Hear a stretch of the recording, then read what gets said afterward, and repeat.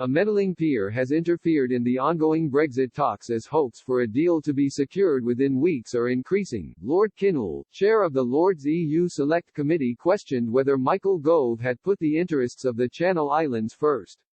It comes after Boris Johnson has been given permission to negotiate controversial fishing rights in the UK's Crown dependencies without their consent, which includes Jersey and Guernsey as the Isles seek their own relationship with the EU post-Brexit. The powers come as part of the new UK Fisheries Bill, which creates the powers for the UK to operate as an independent coastal state and manage its fish stocks sustainably outside the EU.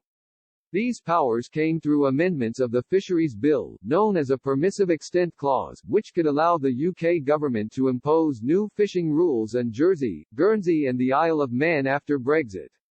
But the islands, which are self-governing states, with the power to debate and make their own laws, claimed Westminster was trampling on their constitutional rights. In the strongly worded letter to Mr. Gove, Lord Kinnoul said concerns and priorities should be properly taken into account by the UK negotiators. In the letter, the peer said, the UK government has a constitutional responsibility to represent the interests of the Crown dependencies in the Brexit negotiations. Lord Kinnoul stressed the UK government must continue to fulfil its constitutional obligations to represent the interests of the Crown dependencies in international relations, even where these differ from those of the UK, both during the Brexit negotiations and beyond.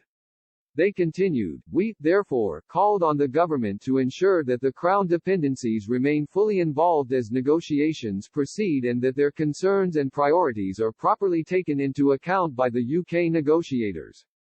Hopes have been raised that an agreement may be in sight, but businesses fear the high trade tariffs that will be imposed if no deal is brokered. Face-to-face negotiations were temporarily suspended on Thursday after a member of Michel Barnier's EU team tested positive for COVID-19, but talks are expected to continue virtually between both sides.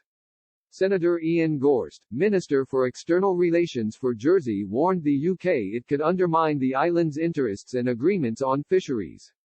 Mr. Gorst made clear it had a treaty in place with France known as the Bay of Granville Treaty, which could be seen as a future basis for an EU relationship. Speaking at the States of Jersey Brexit Review panel, Mr. Gorst said, the Bay of Granville Agreement, and I know that this is not liked by some in the fishing community, we have used it as a basis for negotiation for our future relationship with the EU.